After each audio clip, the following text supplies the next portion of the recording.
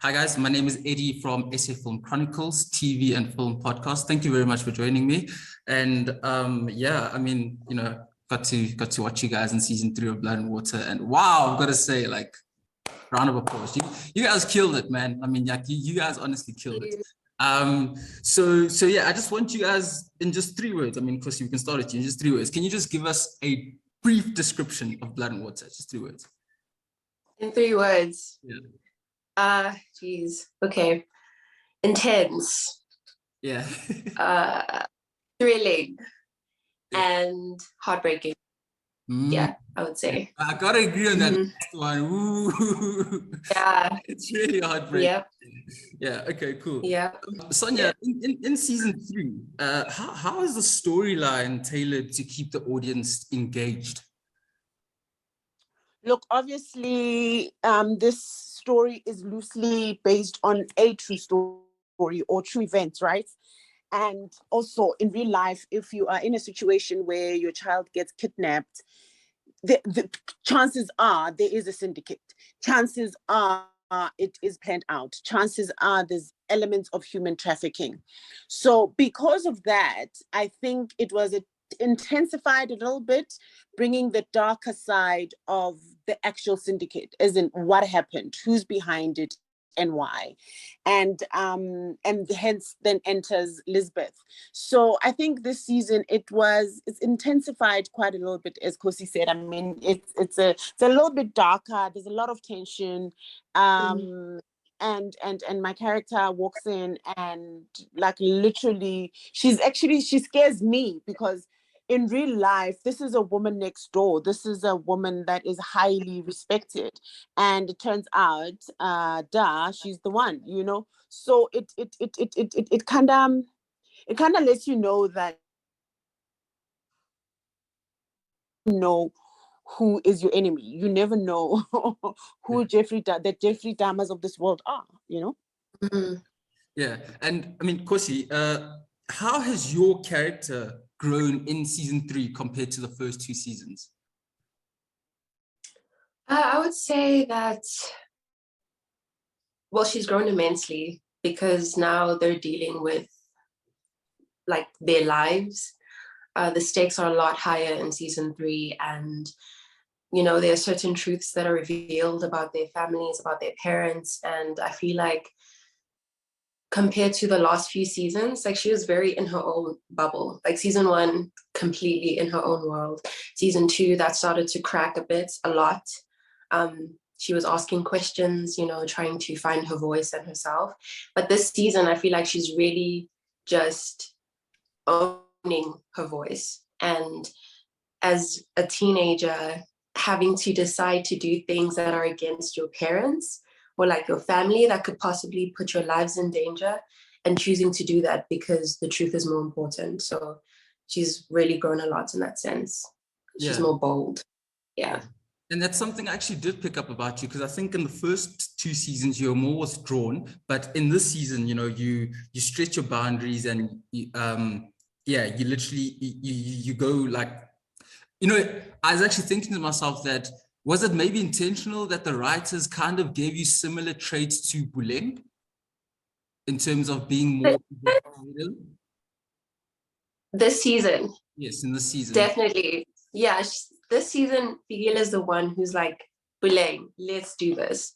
Because, I mean, I can't give away too much and why, but, like, the stakes are really high for her. And she needs to find the truth. She needs to find someone. And, like, she has no other choice but to just be the one leading this time. Yeah. As Sonia, I mean, in terms of parenting, do you think that parenting contributes to your children's fate in life? Oh, yes, 100%, 1,000%, without a doubt. I mean, not to toot my own horn here, toot toot. I have 4 children, 3 of my own biologically, and I adopted my nephew. I watch how they are, and I know that I have a lot to do with how they're rearing. I know that I have a lot to do with just they're quite responsible. I don't suffer fools. I'm not the type of parent that is, I'm cool enough, but not to a point where you spoil a child, where they're quite delusional about where we are in life. I am a single parent household, and there are certain things that I will not do. Not that I can't, because I cannot afford to. There's no daddy here who's going to spoil you, you know what I mean? But I see how, because of the overall groundness, how they have turned out. I mean, I don't even have to say, a lot of people around me are like, wow, your children. So yes, definitely, I see it with myself, and I can see how Tabang turned out to be the Tabang. And I think, your character. I mean, well, not Tabang isn't, but you know what I mean. Yes, KB, yes. Their character. Yes, KB. Just now, people are like, I won't. Yeah, and I think in terms of your character for this season, of course, well, we saw you at the end of season 2, but now we see you a lot more in the season, and I think it's quite a little bit different from previous productions that I've seen you on. And well, I would believe that in this season, like, you are the villain, so how much of yourself did you put into Lisbeth?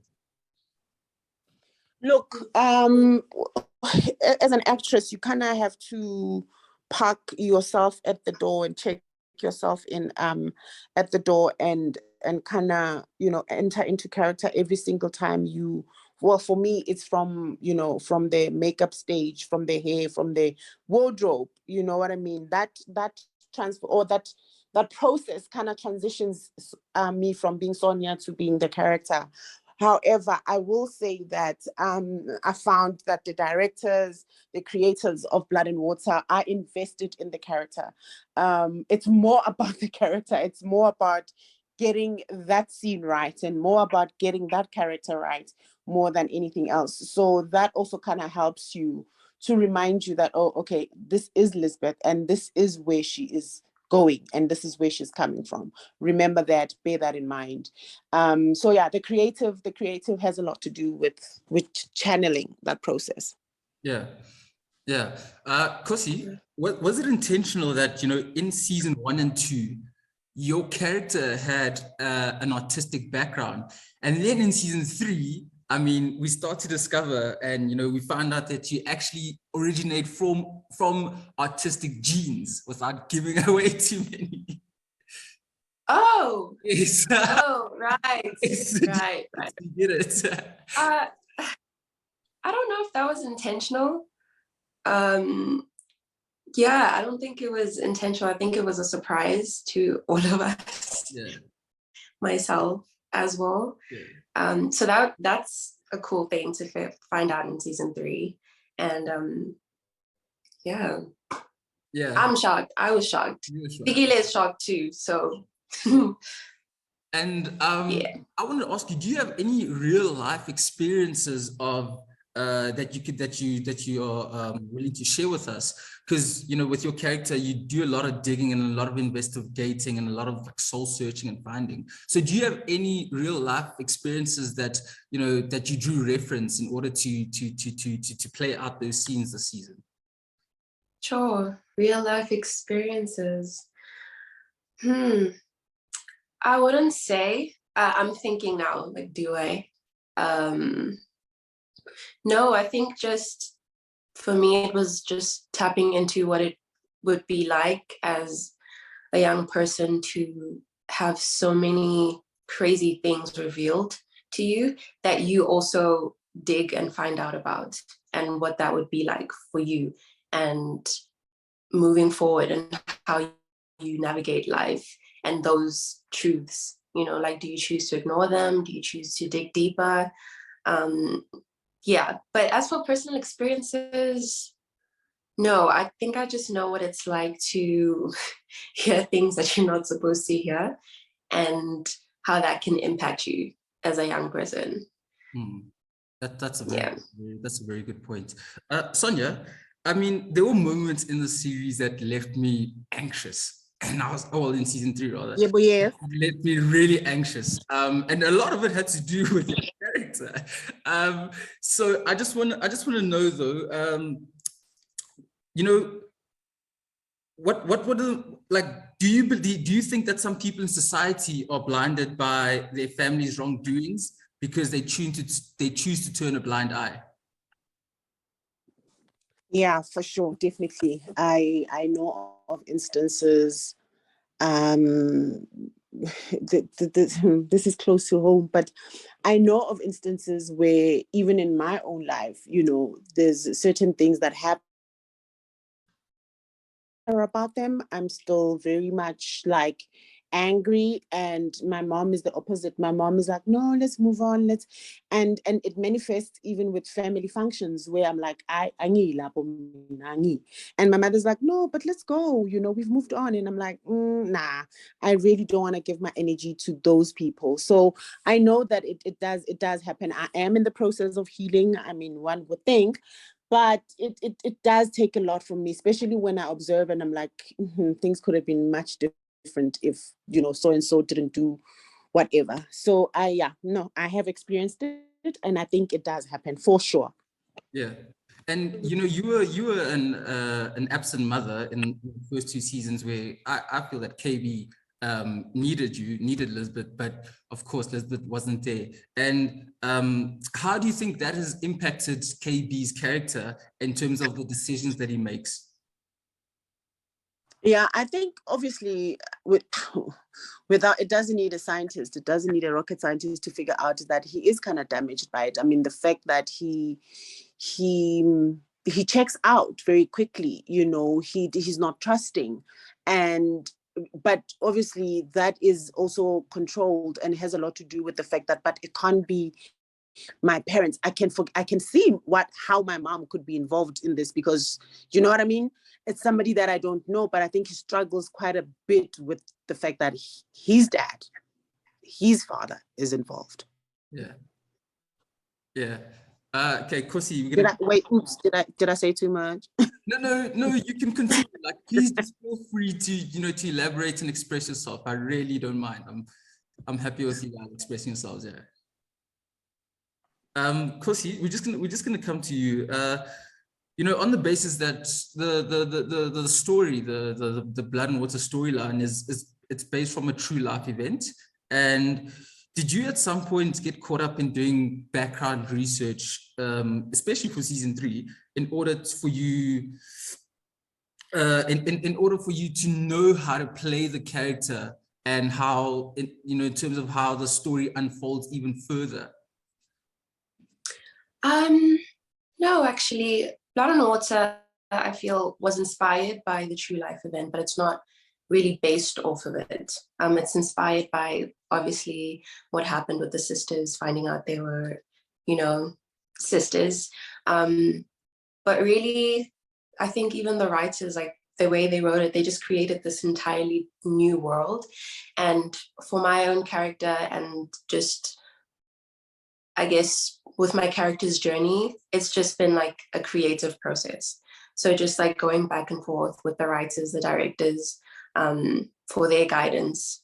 And obviously, like, since I've played Fikile for 3 years now, I guess she comes more intuitively to me now. So when things happen to her in the story, it's like, okay, this is how I feel she would respond to this based off of where she comes from and where she is now.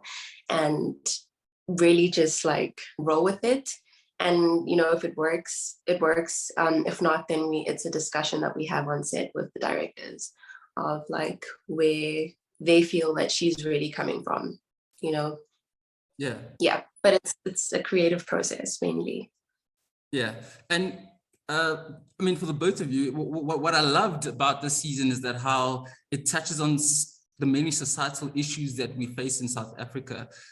What would you say, you know, after, you know, reading through your scripts and stuff like that, what would you say was the one thing that stood out for you as a key highlight for the series, for the season, sorry? Sonia, you can go first. Oh, okay, cool. Look, I'm a writer myself, creative myself, and there is a saying by Alice Walker who says, if we don't borrow from life, then where else are we sourcing our stories from, because we have to steal from life. We have to mirror our creative, journeys from real happenings. And for me, it really is that. I think that's why Blood and Water resonates so much, is because it's like, wow, this happens almost all the time. And I believe what happens in the dark comes to light. So I think for me, the highlight is let's not be stupid, let's not be naive. These things are happening in and around us. Yeah, Definitely. yeah. Okay. Khosi, in terms of, the youth of South Africa, how do you believe, or how well do you think that the Blood and Water series represents the youth of South Africa to the world? I think it represents us well to an extent. Obviously, it shows a more, I guess, in terms of like class. The youth in Blood and Water are from like a very rich upbringing. Parkhurst is a private school. So from that sense, I would say it can be, some people might not relate completely, but in terms of like how we are as young people, can I say, South African young people have like this fire in them, I believe, and manifests itself in different ways. And in Blood and Water, like, for example, Puleng's drive and determination to, freaking like find out the truth about her family, about this whole syndicate, and how they're all willing to jump on that. We have like a certain fight within us, and I think that represents us well.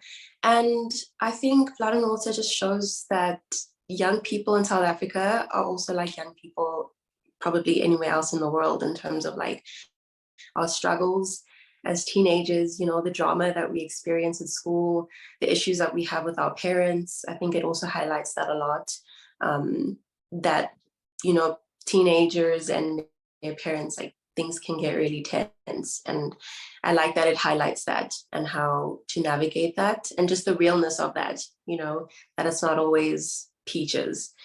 And yeah, I think it just shows that we're determined and got fire. Yeah. Oh, Yeah.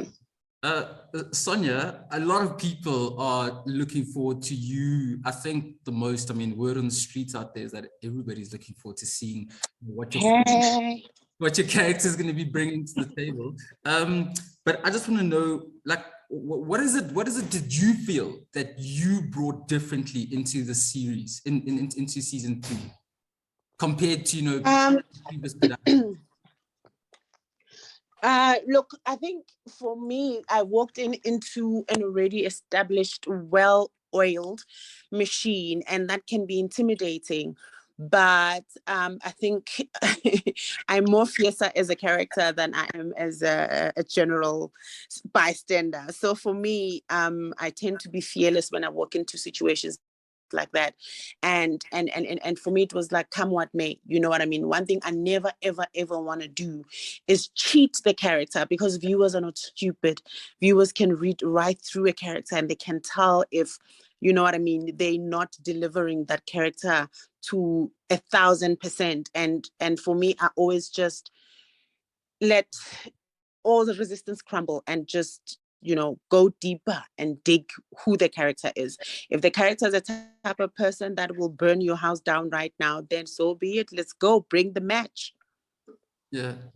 Did you at any point feel any added pressure? Because Blood and Water is like this, big worldwide series with millions of audiences. So did you feel any added pressure to take it to the next level? Of course. When I got the email, I was with my kids, and I was like, God, guess what? Your mom is joining Blood and Water, and we had this Blood and Water dance, like, hey, Blood and Water, hey. And then the next day I was like, oh my goodness. Yeah, no, I did freak out a bit. Yeah. Yeah, no, but you killed it, man. I think people are gonna love it. Thank you so much. You really did. Thank you. And Khosi, of course, you're a fan's favorite. From previous seasons, I'm sure you've gotten a lot of feedback, right? And what have you heard people enjoy about you, and which aspect of Fikile will people enjoy in season 3? Okay, what do people enjoy about me as Khosi? From your previous seasons, what feedback have you gotten that people have enjoyed about you, and what do you think they'll enjoy differently in season 3?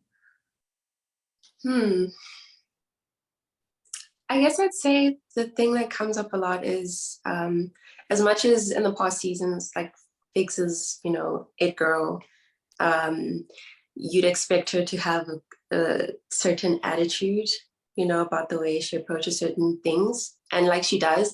But I think people liked that I chose to portray her as more, I guess, calm and like gentle, which makes her more likable when you don't like her. This season, though, I think people will like that she has more like her own will. She's more confident in her choices and like speaks up more and fights for what she wants this season. So I think people appreciate that.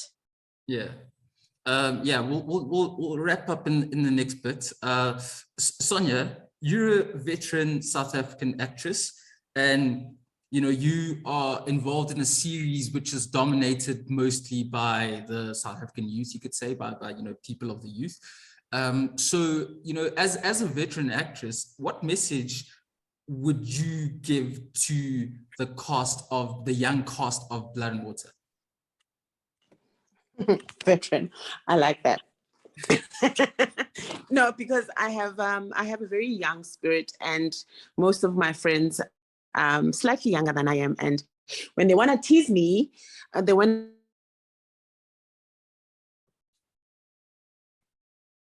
when they want to. So this is what Miss Sonia has to say to the youth. I mean, I really believe in the notion of opening up the industry, and nothing excites me than watching young talent, true, authentic talent. I literally, my heart bubbles purely because, somebody has to leave the baton to somebody else. And I'm so excited to be working with the Khosis of this world, because first day I walked on set, I think it was from season 2. I walked in one of the last days that they were filming, and I just remember walking in and just fanning out and being like, "Hey, I'm so excited to meet you!" That's how because I am out, like.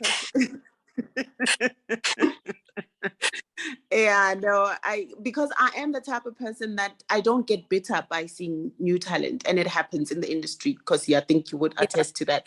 But for me, it excites me. Like, I'm like, yay, let's bring them up, and let's bring them up fire, let's bring them up feisty, because you're the ones that turn Gabriella Union's heads. You know what I mean?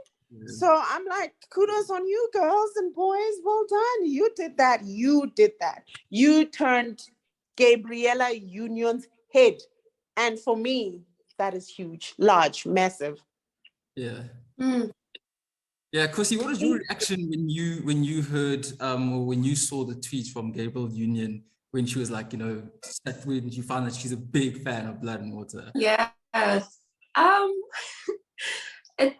I was like shocked, and my shock just made me like, whoa, okay. Obviously, like pinching myself and screaming inside, but mainly that was just really affirming to, I guess, what I'm doing, because as someone who's like quite new to the industry and starting off on such a large platform, like a lot of self-doubt comes in, imposter syndrome, and it still comes. Like, I don't think it leaves anyone. If it does, Sonia, please let me know. Can't wait. But like, yeah, imposter syndrome. So to have it doesn't. You're doing well, my baby. You're doing absolutely well. Thank you. So yeah, like it was just affirming, and was like, okay, girl, keep going and just keep doing more. And that's what I'm gonna do, because I can't disappoint Gabrielle Union now, guys. The pressure, it's getting worse. So yeah, it was great. Yeah,